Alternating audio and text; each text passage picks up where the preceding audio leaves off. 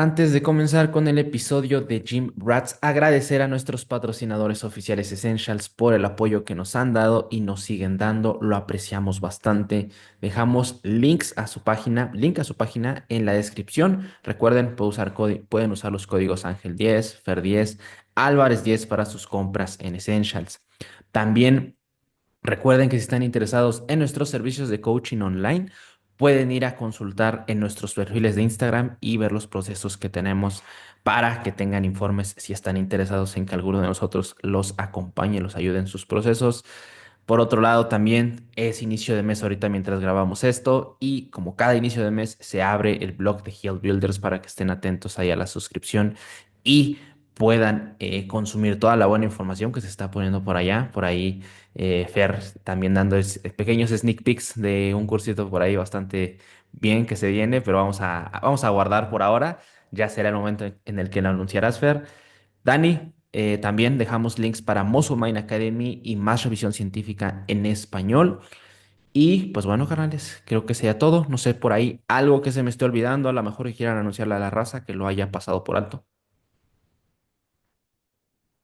Pues no, creo que todo chido. Todo excelente, no se diga más. Pues carnales, bienvenidos a un nuevo episodio. El día de creo que fue antier, Dani, fue cuando tuviste ahí la conversación con el buen Eric Helms, hablando de filosofía de la ciencia.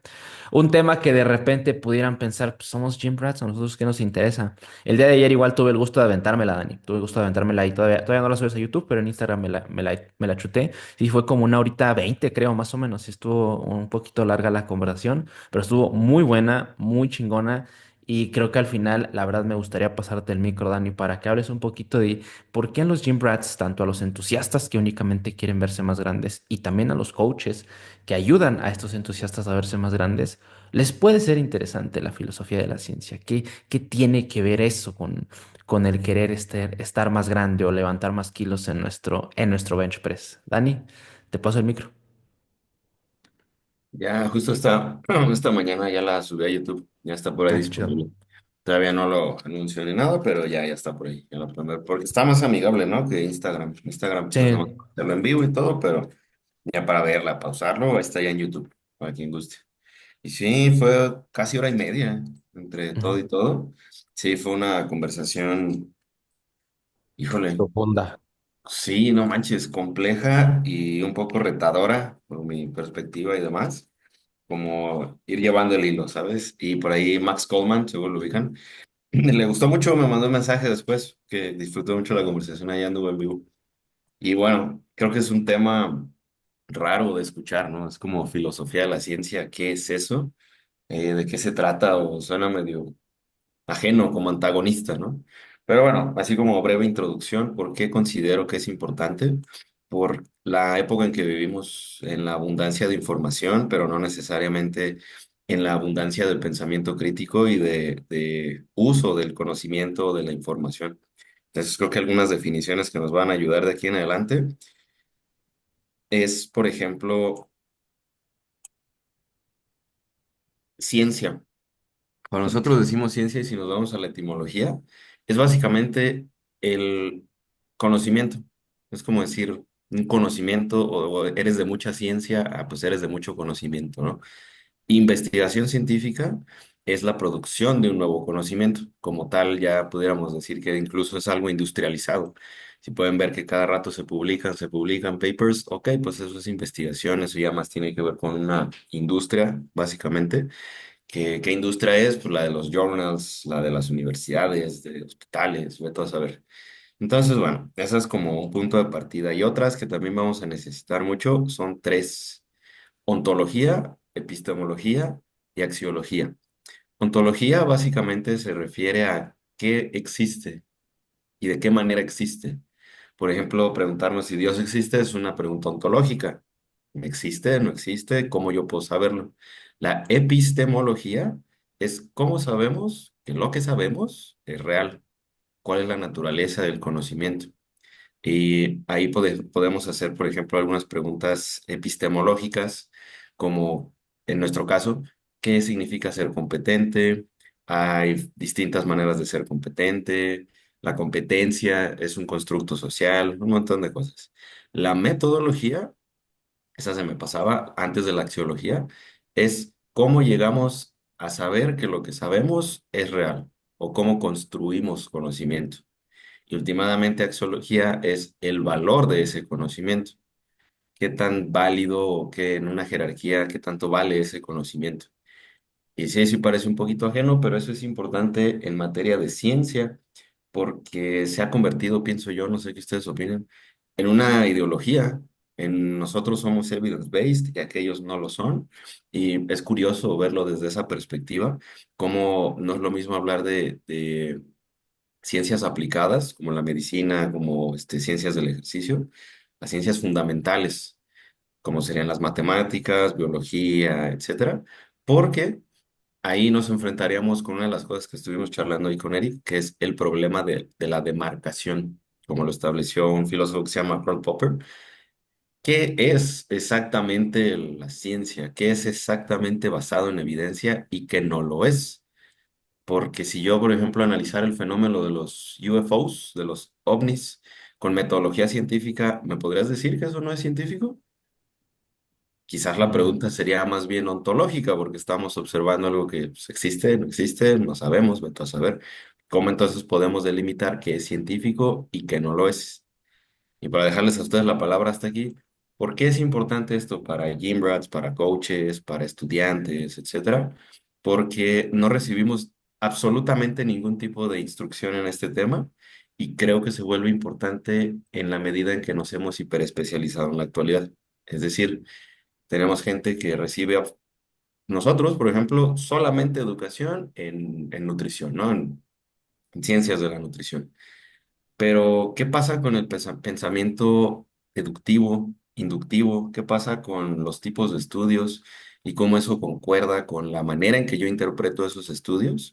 ¿Qué otros conceptos que que les voy a estar mencionando más adelante son, por ejemplo, el positivismo, constructivismo, realismo crítico y pragmatismo? Que ya hilando las piezas va a tener un poco de sentido porque algunas personas en redes sociales pueden tomar un mismo paper y tener Mm. este, mm, conclusiones radicalmente diferentes de un mismo paper o de un mismo cuerpo de la literatura. Es de, ¿estamos leyendo lo mismo? ¿O por qué pasan estas cosas? Y es ahí donde es que pues, necesitamos filosofía de la ciencia para tener un poco más de sentido y sobre todo para tener una perspectiva un poquito más crítica de la realidad en nuestro contexto de entrenamiento, de nutrición, de qué estoy yo realmente observando y qué tanto el que observa altera lo observado, que eso es básicamente el constructivismo, pero ya llegaremos a eso. Es básicamente así como que la necesidad de una perspectiva filosófica en la ciencia y por qué no podemos separar esto y por qué no se trata de cosas incluso antagonistas o como contrapuestas. Ay, güey, yo estoy con el pensamiento, güey, que al final lo que se basa o lo que se intenta, ¿no? Es como darle un sentido muy objetivo a todo para literalmente pues no creer en nosotros mismos, porque pues no se puede, no podemos caer en conclusiones bajo nuestras opiniones, bajo nuestra experiencia incluso. Ya ven la frase de, ay, no me acuerdo el nombre de esta mujer, que el acúmulo de experiencias no significa evidencia. Entonces, también hay varias frases que rondan en la comunidad científica o evidencia de ausencia, que luego también no es que se contradicen, pero partimos de que la ciencia y en un momento llega a plantearse frente a las dudas, ¿no? Que surgen para dar respuestas que todavía no tenemos, que queremos observar o que incluso se han visto tendencias, pero se tiene que saber el por qué realmente está sucediendo eso. Y todo con la intención de no hacer de nuestros sesgos una opinión que sea prácticamente irrefutable, porque de hecho en la ciencia, si algo no se puede contradecir, no sería científico. O sea, porque la ciencia siempre está abierta a que se debata, siempre está abierta a cambiar de opinión, si no, no sería ciencia. Entonces, ya desde ahí lo que dice Dani, como que todo bailando en saber y conocer las respuestas que nosotros buscamos a todo, con la intención de nosotros mismos no poner nuestros sesgos de por medio. Sí, para complementar un poco, cuando estaba empezando a escuchar la conversación, Dani, a mí se me hizo o traté como de hilar estas ideas, como que ir un paso un poquito más atrás, o por así decir, quitar un poquito el zoom de lo que pues comúnmente consumimos en redes sociales. Creo que ya hemos platicado en otras ocasiones sobre, ok, ¿qué artículo estamos leyendo? Ese artículo, pues bueno, proviene o lo situamos en una jerarquía de la evidencia, pero oye, no es necesario hacerle caso indiscriminadamente nada más a metaanálisis y a revisiones sistemáticas que están hasta arriba, sino que también tiene valor las revisiones narrativas, dependiendo, claro, de dónde o qué tema es el que se esté buscando, y ahí es donde entra este otro concepto que es el, pues, tal cual práctica basada en evidencia, ¿no? De, oye, sí es importante la evidencia científica, pero no olvides la experiencia, no olvides las preferencias de las personas. Pero yo creo, Dani, que ahorita ya es un paso ahora más atrás, el cual es, ok, práctica basada en evidencia, pues sabemos que se inició con medicina basada en evidencia, de ahí se extrae el concepto de práctica basada en evidencia en esta parte de ciencias del ejercicio. Pero oye, medicina, entonces, de qué rama proviene en cuanto a estas ciencias, por ponerlo así? Ah, oye, pues tenemos a la biología. Oye, pero la biología, ¿de dónde viene, no? Y entonces a este llegamos a ese tipo de preguntas que tú ahorita, este tipo de conceptos extraídos de la filosofía sobre realmente saber, oye, qué sabemos y cómo es que lo sabemos. Y creo que esto es bien interesante, Dani, porque al final igual pone un antecedente para poder darnos cuenta, poder ampliar todavía más, por así decir, esta visión de consumir información. Y algo que me quedé mucho, que lo platicaste, no me acuerdo si fue en el anterior episodio o hace dos, con esta parte de escepticismo sano. O sea, claro, debemos ser escépticos si de repente vemos un tipo de contenido demasiado extremista, pero incluso también en la parte del consumo de la misma literatura, ¿no? Que justo el hecho de que esté en esta parte industrializada, pues también es importante saber que dentro de la literatura, dentro de la academia, pues hay también conflictos de intereses y no debemos únicamente consumir y empezar a lanzar links a artículos científicos para justificar nuestra toma de decisiones, sino que dar me atrevería a decir, reflexiones un poco más profundas. Es algo bien interesante y que al final creo que, o al menos digo, no sé aquí cuál sea esa opinión de ustedes, pero creo que una manera de reforzarlo mucho es en la práctica, tal cual, ¿no? El empezar a ver qué sucede, qué tipo de concepto a lo mejor empiezas a extraer de un artículo científico, lo empiezas a llevar a la práctica y te empiezas a dar cuenta de estas, pues, limitaciones que puede tener es la misma aplicación de ese concepto, ¿no? Y ahí es donde igual se empieza a generar este conocimiento de manera distinta, ¿no? Ya que por ahí hiciste alusión a esta parte de positivismo, constructivismo, que yo pues la verdad no estoy nada documentado de ello, pero la forma en la que lo plantearon ahí estuvo bien interesante y al menos me atreví a decir entendible. Entonces, pues sí, este es como el punto que quería agregar a lo que comentaba Fer. Y de lo que comentan los dos hay muchas cosas que podemos extraer, pero una que se hizo alusión de forma indirecta es deducción e inducción. Por ejemplo, una inducción sería primero observar algo y lo comienzas a observar más y más, ok, encuentras un patrón. Entonces formulas una hipótesis y posteriormente generas una teoría. El ejemplo que pone Karl Popper para eso es un cisne blanco. Si tú observas un cisne blanco y después observas, pues mira, como que todos los cisnes son blancos. Sin embargo, a pesar de que la teoría es que todos los cisnes son blancos, nada nos asegura que en algún momento no vamos a encontrar un cisne negro que va completamente contrario a nuestra teoría. Eso es la inducción, que no sé, por poner un ejemplo burdo en el gimnasio, ¿no? Sería como pues los mamados, yo he observado que están mamados porque entrenan con excéntricas prolongadas, ¿no? Y todos los que están mamados entrenan así. Entonces mi hipótesis la voy formulando y posteriormente llevo a mi teoría que las excéntricas acentuadas promueven el crecimiento muscular. Pero ¿quién me asegura que en algún momento no voy a ver a alguien que no hace nada de eso y está incluso al doble de mamado? Por tanto, la ciencia funcionaría, perdón, a la inversa. Como Deducción. tratar de explicar fenómenos. Comenzando con una teoría, como por ejemplo la teoría de la relatividad de Ujú. Einstein. Después formularíamos una hipótesis que posteriormente podríamos probar con una observación, un ensayo aleatorizado controlado, por ejemplo, si hablamos de ciencias de la salud, y finalmente confirmación, es decir, va al revés. El problema ahí es que no estamos diciendo que algo sea bueno o malo, es que hay algunas cosas que puedes conocer a través de la inducción y otras a través de la deducción. Y eso también viene con sus limitaciones respecto a qué puede ser entonces científico o no, porque posteriormente otro escrito que me chuté en preparación para la conversación con Helms y la verdad terminé con un dolor de cabeza brutal, es la muerte del problema de demarcación, es decir, cómo solucionamos este problema de lo que sí es científico y lo que no es. Y este di con él por James Steele. Y pues básicamente es un paper de Larry Loudon, filósofo, hasta donde tengo memoria, no recuerdo si era sociólogo o alguna otra cosa, pero bueno, lo que esto plantea es, ok, y probablemente lo hayan visto ustedes, entonces es la ciencia la guardiana de la verdad, y si no es científico es inherentemente charlatanería, y ahí lo puedes observar con pues, influencers como tal porque generas una autoridad, ¿no? La ciencia es la autoridad. Sin embargo, lo que Larry Laudan nos propone como, de alguna manera, solución al problema de la demarcación es que los términos pseudociencia y no científico son frases vacías. Realmente no tienen mucho valor ni son muy interesantes, al menos desde una perspectiva filosófica porque más bien generan emociones y esas más bien son términos adecuados para la política que para la ciencia, para que digamos yo soy ciencia y tú no, es genera emociones, ¿no? Como que genera algo paradójicamente anticientífico, por decirlo de alguna manera.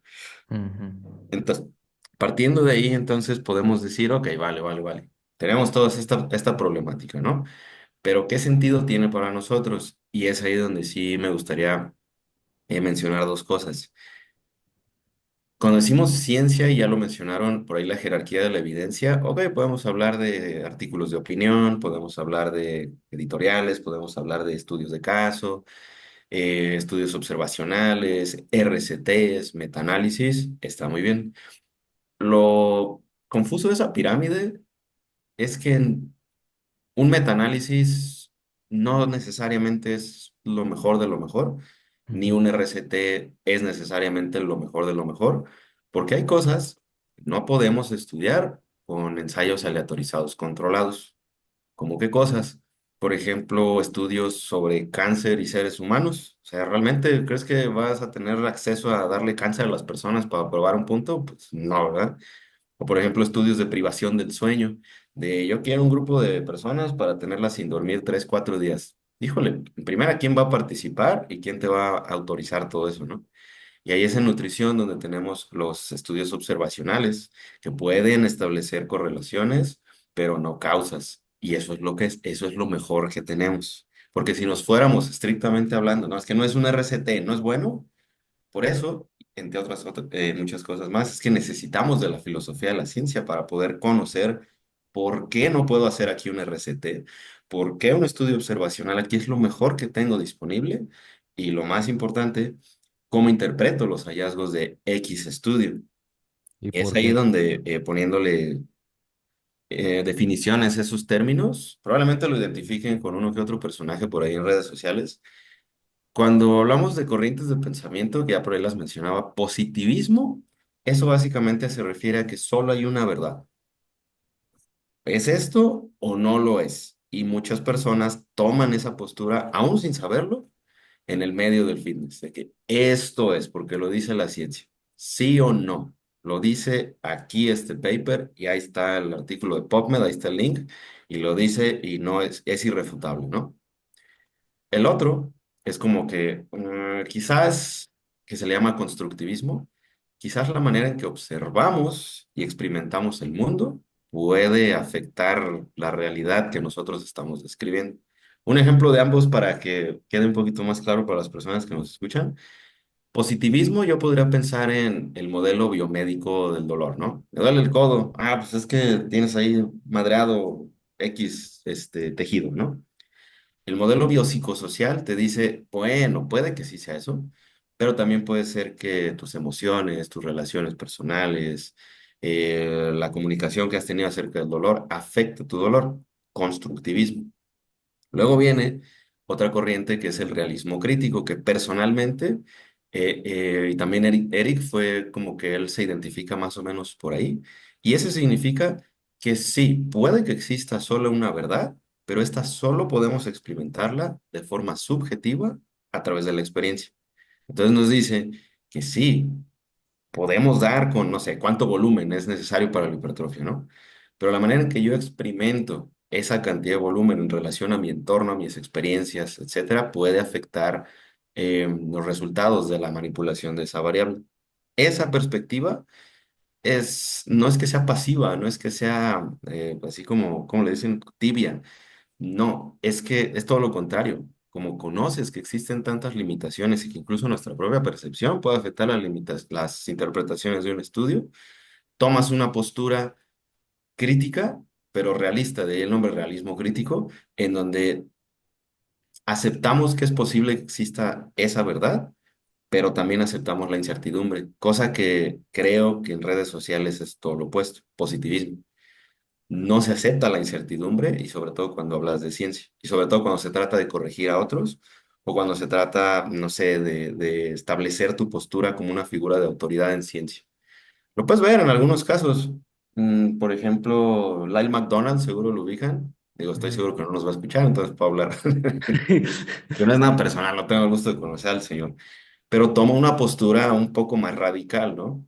Y si tú ves, por ejemplo, la manera en que se conduce Helms, que fue algo que le comenté en la conversación, se acerca más hacia el realismo crítico, no por una postura pasiva, sino por aceptar los propios sesgos y aceptar lo complejo que es realmente hacer uso de la ciencia, de todo lo que nos exige y también nos exige formación filosófica justamente para tener una perspectiva más amplia de lo que involucra un estudio de lo que tú quieras y gustes. Porque es curioso, hay temas que levantan mucho polvo, como el volumen, como si las parciales, como si hacer X ejercicio con algún perfil de resistencia y semejante al perfil de fuerza es mejor o peor.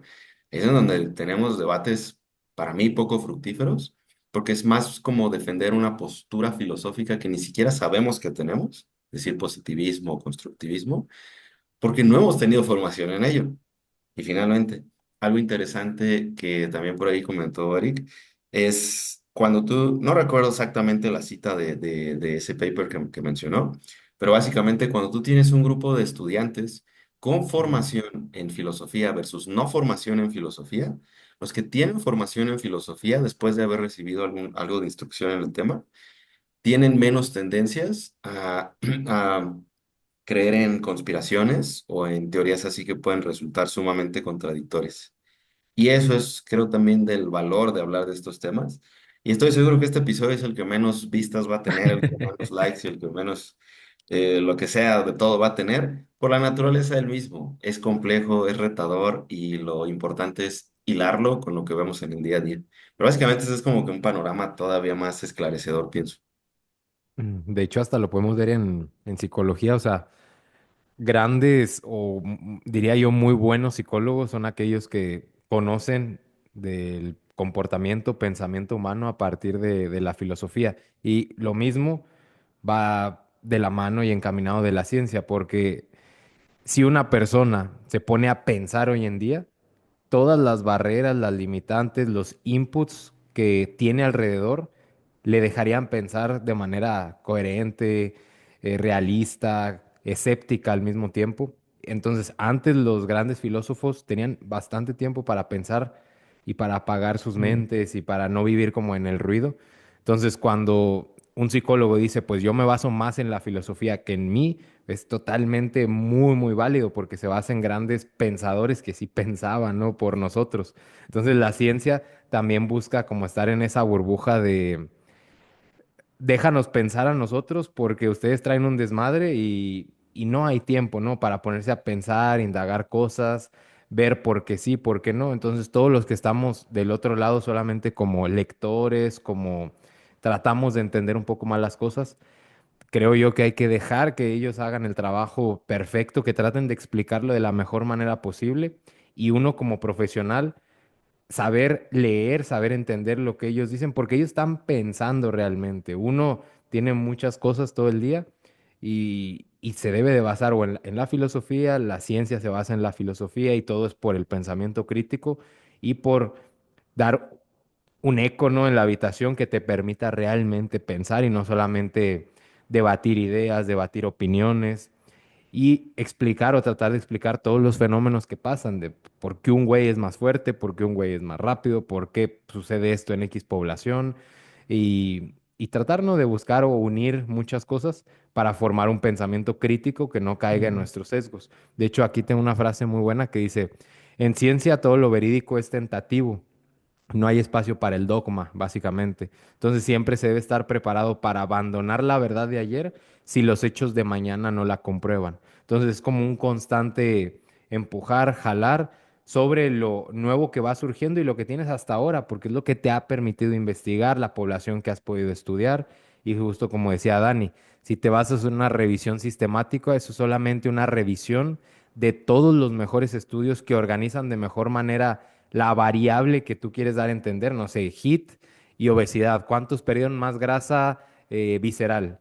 Pues tienes que quitar todos los estudios que no hayan evaluado la pérdida de grasa visceral, que el protocolo de HIIT se haya estandarizado, o sea, y vas quitando muchos estudios y te quedas con los mejores para sacar la mejor correlación entre ellos y dar una posible respuesta de, oye, pues es mejor un 4x4. 4 minutos, 4 series a un 90% del VO2 max máximo y va sacando conclusiones por una revisión sistemática que evalúa de ese tema muchos estudios. Pero luego están los observacionales. Ponen a un grupo, dos grupos diferentes y observan, a unos les ponen una cosa, a otros otra y saca la conclusión de ese grupo. Muy famosos los del sueño, los de time restricted, de a unos los pusimos a comer 8 horas, 9 horas y a otros que comieran en un tiempo indefinido. Entonces, probablemente se correlaciona que la gente con mayor perímetro abdominal está comiendo cuando debería estar dormida o está comiendo cuando debería de estar haciendo otras cosas y dices, ah, es interesante y fíjate que en consulta lo veo y pregunto cosas y dices, ah, es que ceno a las 12 y el otro, no, yo empiezo a desayunar a las 6 de la mañana y como muy tarde, entonces empiezas a ver correlaciones, pero los estudios se encargan de hacerlo estandarizado. Entonces ya en consulta tú dices, pues parece ser que a ti un horario restringido te puede ir mejor. Se correlaciona que la gente que hace eso tiene mayor tendencia a sobrepeso, obesidad, marcadores inflamatorios y uno va dando respuestas, pero con la posibilidad de que si en un mañana se dice, oye, esto probablemente no es verdad, pues tienes la capacidad de cambiar tu perspectiva. Sí, pero Fíjate que, fíjate, perdón Ángel, antes de que se me dale, vaya esa dale. idea, porque creo que es importante. Eso es desde el punto de vista del consumidor de ciencia, pero también desde el punto de vista de los productores de ciencia, la filosofía de la ciencia es bien importante, porque imagínense el reto del COVID-19, ¿no? ¿Cómo le explicas a la población qué es una vacuna? ¿Por qué las vacunas no causan autismo? ¿Qué es correlación y qué es causalidad? ¿Cómo explicas eso? Para ti Ujú. es es sencillo, ¿no? Desde la formación que has tenido. Para ti es como que, oye, pues sabemos esto, ¿no? ¿Cómo van a causar autismo? No se ha observado correlación, pero eso no implica causalidad. Ok. Pues también se observa que en personas que pueden tener doctorado, que pueden ser muy prominentes en un área, sin una formación filosófica, también pueden tener tendencias a teorías conspirativas, cosa bastante paradójica. Un ejemplo que ponía ahí Eric, si no mal recuerdo, es como esta idea de que si, por ejemplo, tenemos la creencia de que la industria, el gobierno nos quiere mantener enfermos y por tanto la industria de los alimentos apoya esto, la industria farmacéutica, pero por otro lado, ese mismo gobierno que mantiene ese control tan impresionante sobre sobre la población es inepto para la recaudación de impuestos, es inepto para la seguridad. Entonces, ¿cuál es? O son unos auténticos genios malvados que controlan absolutamente todo, o son unos completos ineptos que no tienen el control de nada, porque las dos no pueden ser. ¿Me explico? Y esas creencias incluso pueden suceder en personas con un grado de formación sumamente elevado en la academia. Entonces, para ambos es que tener ciertos conocimientos, expandir el lenguaje, porque el lenguaje es muy importante. Si ya sabemos, por ejemplo, qué es positivismo, qué es constructivismo, ya tenemos una manera de describir ciertas posturas de las personas cuando comparten ciencia y de los propios hallazgos que reportan los investigadores en caso de la interpretación de los mismos, ¿me explico? Entonces, híjole, creo que el trabajo de pensar pues es para todos.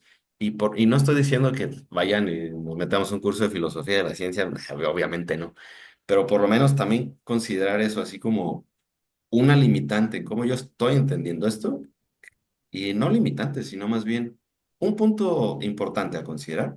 Creo que ya nos coloca en una posición un poquito más productiva, sobre todo para expandir el conocimiento, que creo que últimamente pues, esa es la finalidad, expandir los horizontes, conocer más allá y sobre todo, pues, últimamente para nosotros, para nuestros clientes, pues, promover una mejor calidad de vida.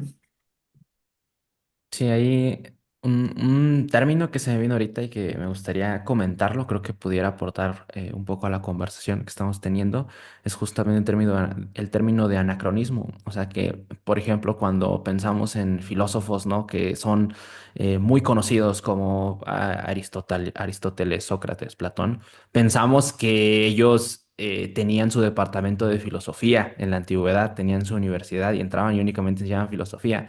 Y esto lo conecto mucho con lo que comentabas hace un momento, Fer, que al final era una búsqueda general del conocimiento. O sea, creo que la misma palabra filosofía es eso, es amor al conocimiento.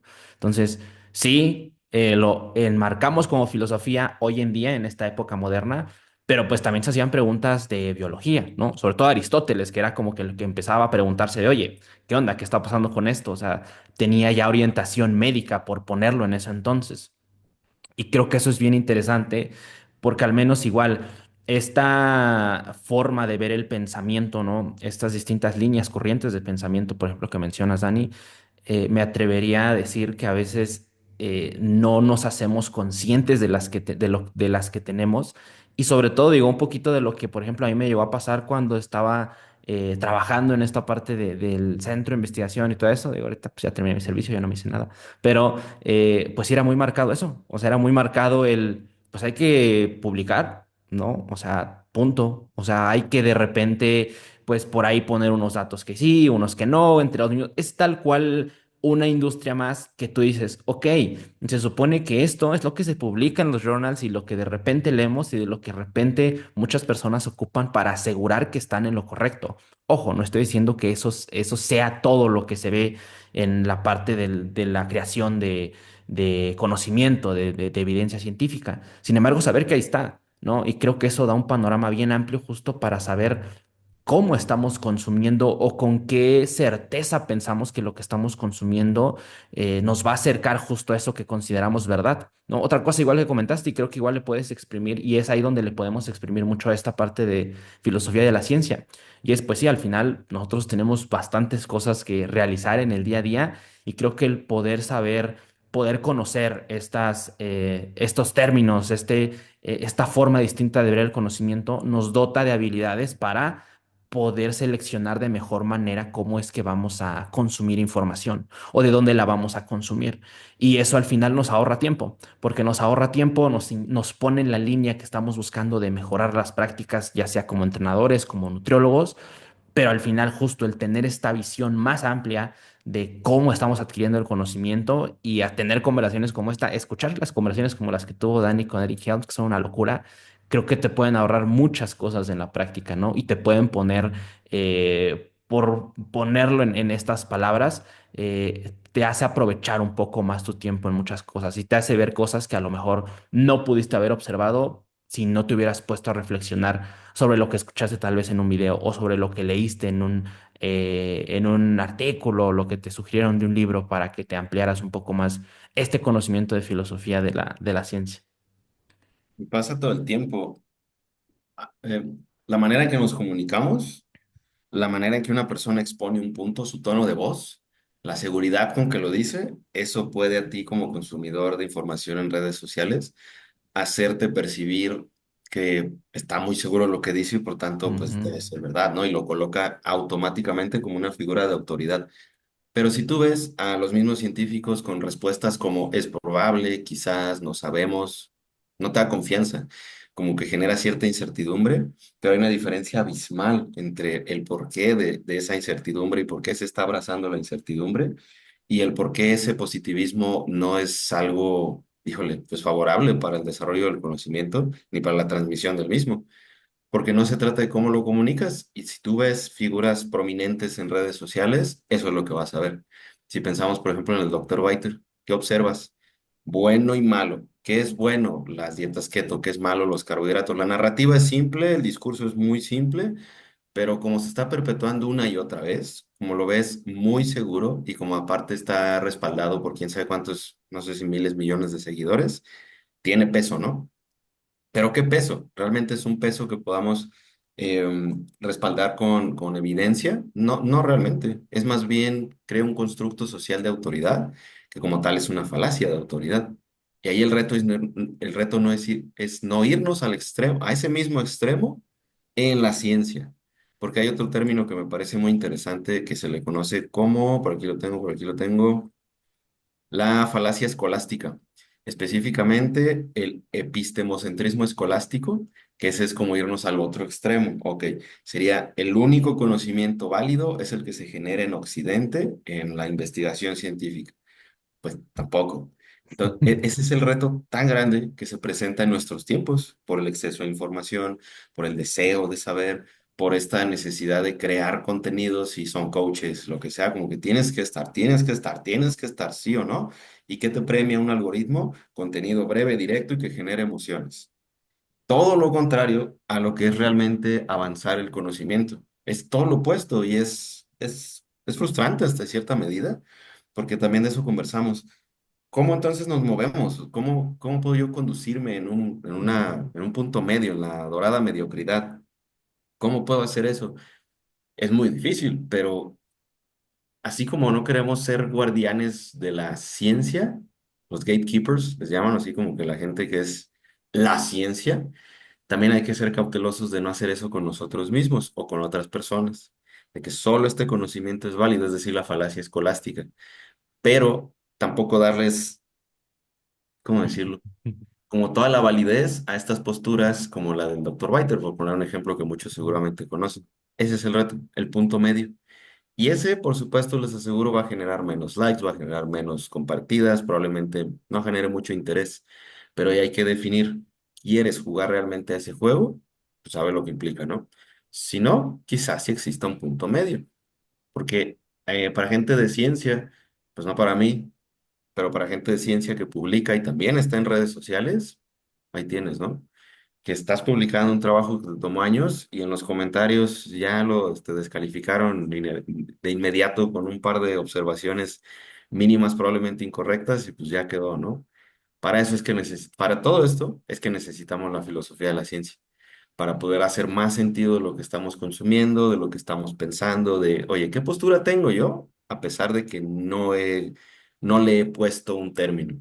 ¿Y cómo puedo mejorar eso para expandir mis conocimientos, para expandir mis horizontes?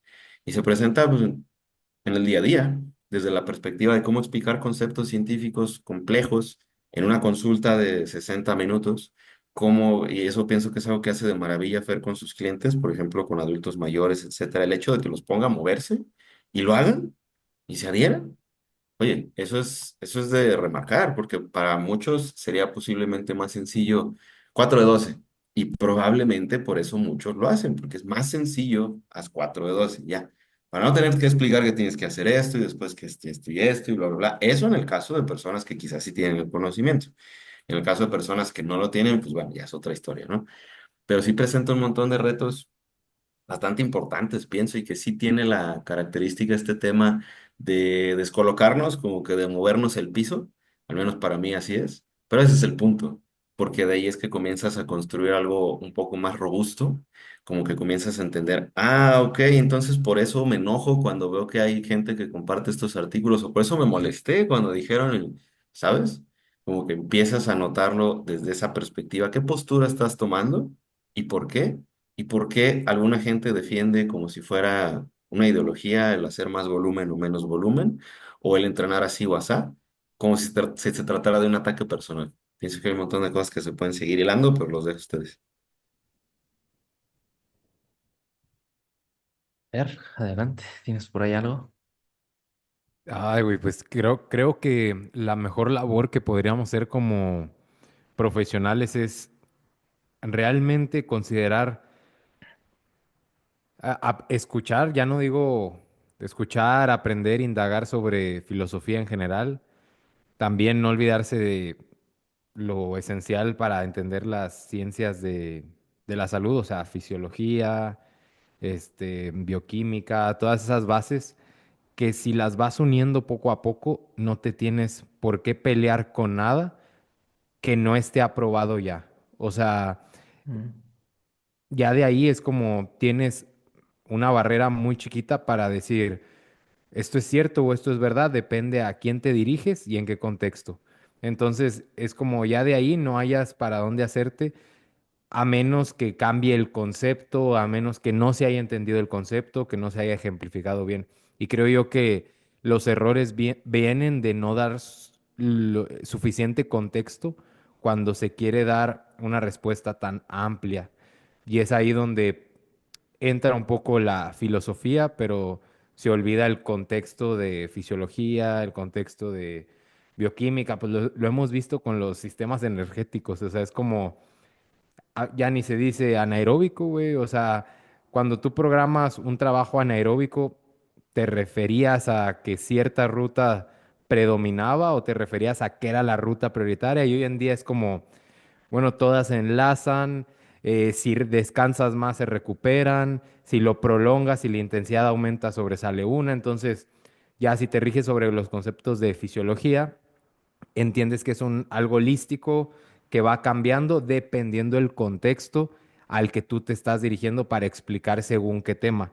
Entonces es ahí donde ya dices, bueno, el debate empieza a ser sano cuando pones de por medio el contexto hacia el que te diriges y si te bajas en fisiología, bioquímica, lo que engloba las ciencias de la salud y ya no estás debatiendo que si, no sé, las parciales largas son mejores que, pues, ¿para qué? Ah, bueno, mejor para el crecimiento muscular, ok, ¿en quiénes? Entonces ya vas desglosando como que la mm, idea principal, tratando de llegar a una respuesta no extremista, sino a decir, ok, en este contexto, fíjate que es más interesante esto y en este otro, quizás no. Y todo es un quizás, porque puede que la intervención suceda mejor si se cambia de coach. Y, y ya, güey, entonces, por eso siento que no vale la pena navegar en ningún extremo, pero sí entender la filosofía de dónde parte del pensamiento crítico para entender el comportamiento humano y muchas leyes, que gracias a ellos se conocen hoy en día, porque lanzaron esa hipótesis, se estudió, muchos de ellos se intentaban refutar, entonces de ahí pues parte el pensamiento más crítico de ser posible.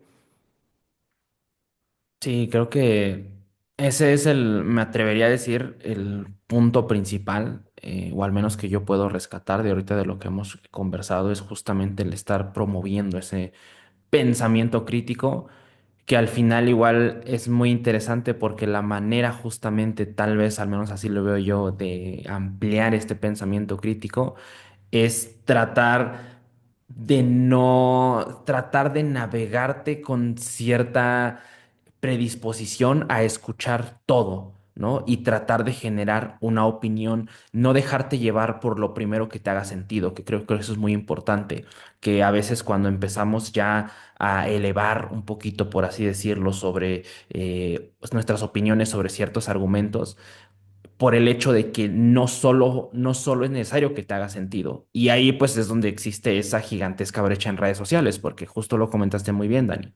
El cómo hablan, el cómo se dirigen, es lo que rige el cómo se comparten, el cuántos a números llegan y lo demás.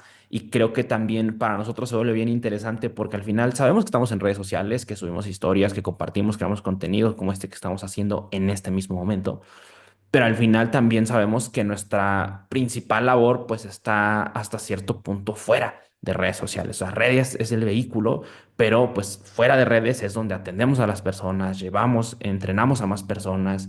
en algunos casos llevamos atletas, y ahí es donde se empieza a volver interesante porque justo empieza a ver esta combinación entre lo que consumimos, los conceptos que llegamos a extraer de un artículo y ya empezarlos a poner a la práctica, ¿no? Y donde empieza justo a sobresalir las barreras que pues estás teniendo en la ejecución, ¿no? Y creo que eso, mucho de las cosas que ahorita comentamos, bueno, que ahorita comentaste sobre todo, Dani, haciendo alusión a este tema de filosofía de la ciencia, empieza a cobrar un poco más de sentido hasta cierto punto, ¿no? Y al menos una de las cosas que igual yo puedo rescatar mucho es tener esa liviandad, ¿no? O sea, a la hora de dar un paso, tratar de dar un paso seguro y no caer en esta abrumación de sobreinformación. Ya dejándolo meramente por redes, incluso abrumación en cuanto únicamente hablando de información generada por la investigación científica, ¿no? Que pues artículos hay siempre demasiados, distintas maneras de ver, de solucionar ciertos problemas, distintas propuestas, pero el poder encontrar como esta forma de consumirlos más críticamente te da como que hasta cierto punto me atrevo a decir, tranquilidad de empezar a dar un paso hacia enfrente, ¿no? De empezar a poner a prueba los conceptos que llegas a consumir, ¿no? Y ver cómo van respondiendo a a la población que estamos atendiendo, ¿no? Que creo que esto igual es muy importante, el saber que pues atendemos a cierta población en específico, ninguno de los tres nos dedicamos a hacer o a producir evidencia científica, entonces como que el tener claro esa parte creo que es algo muy importante. Por ahí, Fer, me leíste la mente, mano. Justo estoy haciendo una entrada acerca de acidosis, de todo este tema de ácido láctico, lactato, bla, bla, bla. Y ahí la filosofía de la ciencia, ¿por qué importaría? Porque, ok, si nos vamos históricamente a cómo se descubrió el ácido láctico, pues ya hace chingo de años, aquí tengo la fecha, 1780, y se descubrió en la leche agria, de ahí el nombre ácido láctico, pues, se descubrió en la leche. Pero bueno, fue hasta 1922, dos científicos que ganaron el premio Nobel fueron los que observaron algo que muchas personas en ciencias del ejercicio aún siguen mencionando, y es que el ácido láctico se producía como reacción secundaria a la glucólisis en ausencia de oxígeno. Y pues ahí tienes, ganaron el premio Nobel, ok. Entonces mucha gente dijo, pues esto es prueba definitiva, ¿no? Pero ¿qué es eso? Eso es correlación, eso no es causalidad. Y a la fecha se sigue hablando de eso. Entonces muchas personas continúan perpetuando el sistema anaerobio, ¿no? Que no se consume oxígeno, se produce ácido láctico, pero como es ácido, entonces se acidifica el entorno celular y se afecta la actividad enzimática, ya no puedes contraer músculos, fatiga. Eso es lo que se creía. Y por eso partimos de ahí. Y si tenemos por lo menos una consideración filosófica e histórica, podríamos entender, ok, si estábamos hablando de leche agria, estamos hablando de fermentación. La fermentación ocurriría en un mamífero y una correlación es igual a una causalidad. Estamos hablando que realmente estamos en ausencia de oxígeno o qué pasa realmente. Tan solo hacernos esas pequeñas preguntas, creo, porque justo hace unos días, no recuerdo cuándo fue, por ahí en Instagram un chico me mandó un video de una nutrióloga que decía que toda la industria alimenticia, Nestlé y no sé qué tantas marcas controlan la educación en nutrición, etcétera, que ya sabes, este tipo de cosas, con genuina preocupación de, oye, ¿esto es cierto? Si tenemos como que esta consideración global de contextos, podríamos detenernos un segundo y, para citar a Carl Sagan, decir, ok, evidente, declaraciones extraordinarias necesitan o requieren evidencia extraordinaria. Me estás diciendo que Nestlé está pagándole a toda la educación en nutrición para que recibamos cierta formación de cuáles son los patrones alimenticios saludables, etcétera. ¿Dónde están los datos? No los veo. Tan solo eso nos da la capacidad en la filosofía de la ciencia de detenernos un segundo y considerar, ok, ¿qué narrativa está empujando esta persona sobre mí? ¿Está tratando de venderme algo? ¿Está tratando de vender una narrativa? ¿Un argumento? ¿Qué gana con eso? ¿Cómo me lo está presentando? ¿Una verdad absoluta? Es decir, esta es la verdad, ¿o da espacio a la incertidumbre? Si te haces esas preguntas, creo que para los Gymrats que nos escuchen hasta aquí, puede que te ahorres muchos dolores de cabeza y comiences a pasarla mejor en el mundillo de consumir ciencia, estudios, etcétera, con una curiosidad genuina, lejos, bueno, un poco menos lejos de la frustración, pero sí más cerca de la incertidumbre. Y ok, como saben, temas que asumimos, que damos por hecho por volver en círculo hacia el ácido láctico, Pues hay que entender que eso tiene añísimos, que se estudió así y que muchas personas lo siguen perpetuando, incluso programas académicos. Eso no significa que necesariamente sea verdad, ni tampoco significa que sea una conspiración, ni tampoco significa que es algo que se quiere empujar como conocimiento erróneo. Significa muchas cosas, que probablemente la cadena de comando para que se cambie un programa educativo va a tomar mucho. Significa que con nuevas tecnologías tenemos nuevas maneras de analizar reacciones químicas una por una, qué sé yo, un montón de situaciones que el tener esa conceptualización más grande de las cosas ayuda un montón. Por lo menos a mí en mi perspectiva, eso me genera un poco más de tranquilidad de lo complejo que es el mundo, lo difícil que es todo, en ese sentido, a la vez paradójicamente me relaja. Por ejemplo, un último que creo que puede ayudar es el tema del dolor. Antes era catastrófico, siento dolor, ya me estaba imaginando, tengo que hacer esto, voy a tener que ir a pagar ello, me van a prohibir esto, etcétera, etcétera. Pero ahora es, ok, el dolor es complejo. ¿Cómo yo lo estoy interpretando? ¿Qué significa para mí? ¿Tengo algo que irradie? ¿Me estoy debilitando? Ok, esas pequeñas preguntas que te ayudan a enfocarte, a guiarte. Y ese, creo, es una labor filosófica que todos deberíamos por lo menos considerar para mejorar nuestra calidad de vida, porque separarlas y pensar que es algo completamente ajeno, creo que es lo que puede traer más problemas en la actualidad. Ve, lo del lactato está chido porque, bueno, no sé, pero yo veo como mucho en redes como peleándose por el concepto de que, bueno, ya sabemos que ácido láctico queda a un lado, está de más decirlo así, porque es lactato, ¿no? Entonces ya el término como que no debería de pelearse, pero la ruta de este producto, sí, y en contextos también, es ahí donde está el pedo, donde el lactato no es malo, no es malo, pero acumulado bajo un pH que no es óptimo, bajo una capacidad metabólica que no es óptima, te dice que la ruta de ese sustrato está haciendo otra, ¿no? Que no debería de ser. Entonces, cuando también se pelea mucho en redes, ¿no? Que si el lactato es malo, no es malo, casi es el bueno y siempre va a ser el bueno. A veces sí es como que, bueno, ya está ahí, no se desechó, algo mitocondrialmente no está sucediendo bien, el metabolismo no está sucediendo bien, pues está acumulando como en patologías como cáncer, cuando se hacen pruebas de lactato en espirometría y todo eso, que dice se acumula, está presente, no es capaz de desecharse, no se está oxidando, pues es un desecho que está siendo tóxico en este momento bajo esa persona. Entonces no veo la preocupación de defenderlo o no, si solamente es el resultado de un metabolismo alterado y de una ruta metabólica alterada que no es capaz de oxidar ciertos sustratos y ya. Y al menos lo veo así porque si se estudia en condiciones patológicas se ve algo y se estudia en condiciones de atletas de élite se ve otra cosa, toleran mucha cantidad de lactato, lo limpian fácilmente del organismo, entonces el dolor muscular viene por otras cuestiones, por la fatiga inducida, que no precisamente es el lactato puro, pero hay personas que tienen otro contexto metabólico donde sí es un producto que para ellos no es bueno, es tóxico y los termina enfermando no por culpa del lactato, sino porque está ahí. Entonces ya si no te peleas y dices, bueno, tratas de unir la fisiología, tratas de unir, no irte a extremos y según el contexto al que te estés dirigiendo. ¿Tú qué vas a como dar de conclusión con el lactato, Dani? Está bien, cabrón, por ahí en el chat les dejé el articulillo que ando revisando por acá.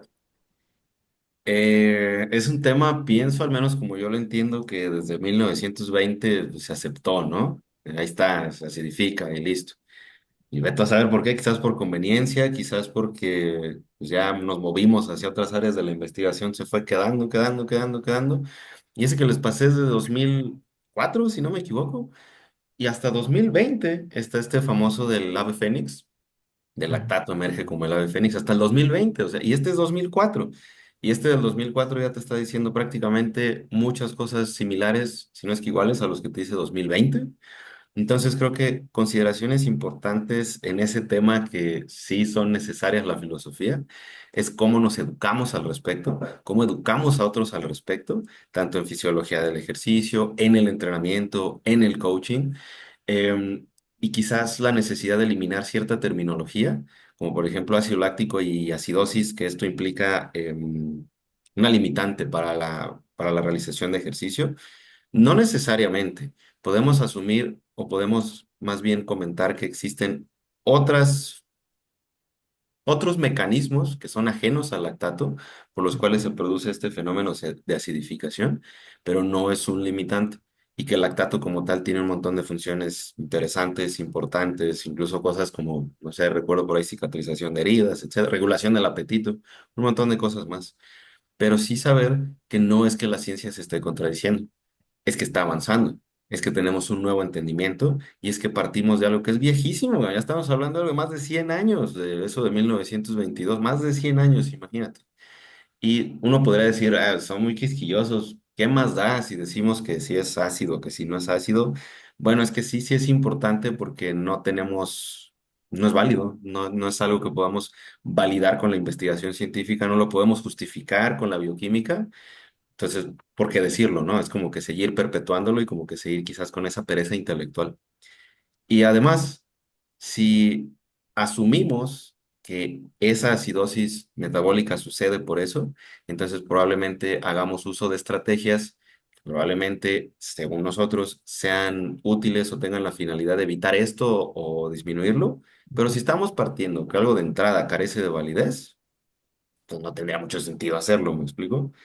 Y eso es lo que también nos reta a nosotros como coaches, como docentes, más como docentes en mi caso, como nutriólogo, lo que sea, seguirnos educando y seguir cuestionando la educación que hemos recibido, no porque sea una conspiración o cosas de esa naturaleza, sino por la manera en que evoluciona nuestro conocimiento, las tecnologías que tenemos para conocer cosas y sobre todo qué postura estoy adoptando respecto a ese conocimiento.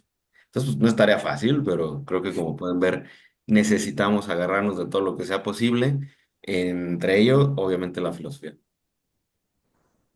Qué chulada, qué chulada. De ahí por ahí, pues creo que valdría la pena hacer un episodio sobre el lactato.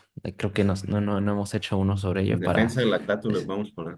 en defensa del lactato. Sí. Por ahí creo que igual el buen Fran está bastante metido, ¿no? En la cuestión del lactato. Valdría la pena para comentarle. A ver si jala a un episodio.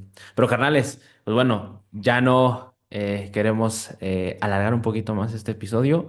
Muy interesante. Creo que al final, justo el ampliar la manera en la cual interpretamos información, consumimos información y cómo dirigirnos para las épocas, los años venideros, porque definitivamente pues la cuestión del consumo de información, la sobreinformación, pues ha estado al alza durante los últimos años y probablemente, no estoy seguro, pero me atrevería a decir que probablemente esto va a seguir. Y creo que para nosotros, tanto aquellos que quieren tener, por ponerlo en estas palabras, un mejor camino como entusiastas a la hora de querer ser culturistas, que quieran cambiar su composición corporal y también, claro, para los profesionales que se dedican a ello, creo que son temas que vale la pena conversar. Y pues bueno, carnales, no sé si quieran agregar algo antes de terminar, antes de cerrar el episodio de esta semana.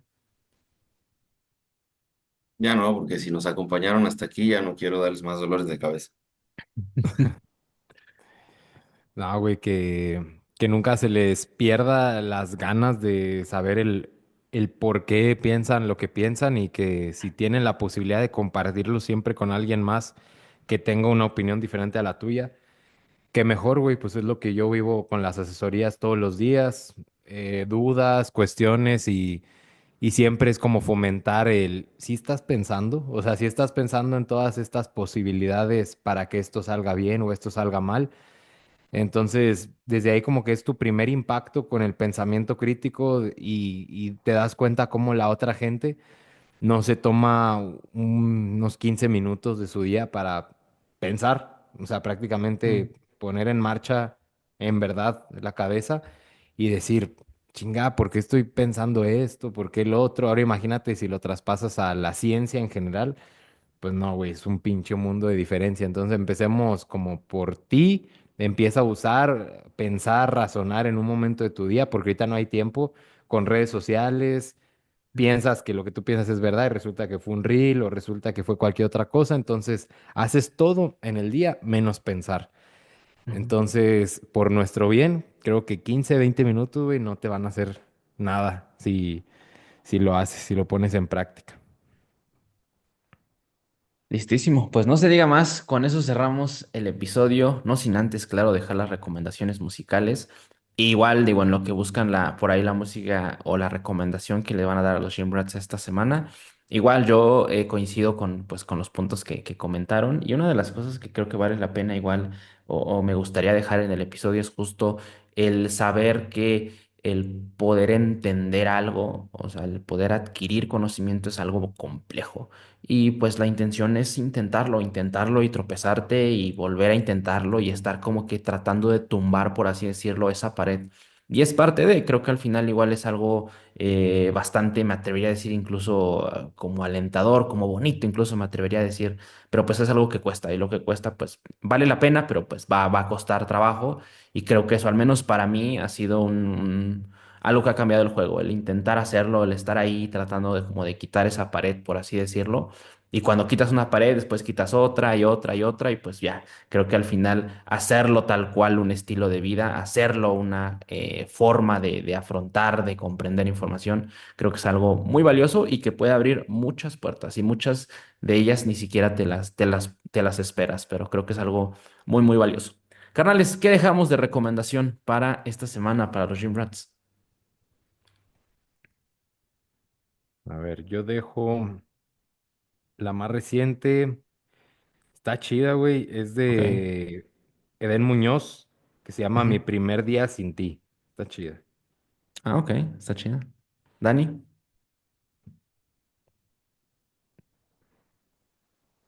Ah, este, dale tu Ángel mientras busco alguna. Ah, claro que sí, no te preocupes. Yo esta semana estuve escuchando bastante a Kalimba.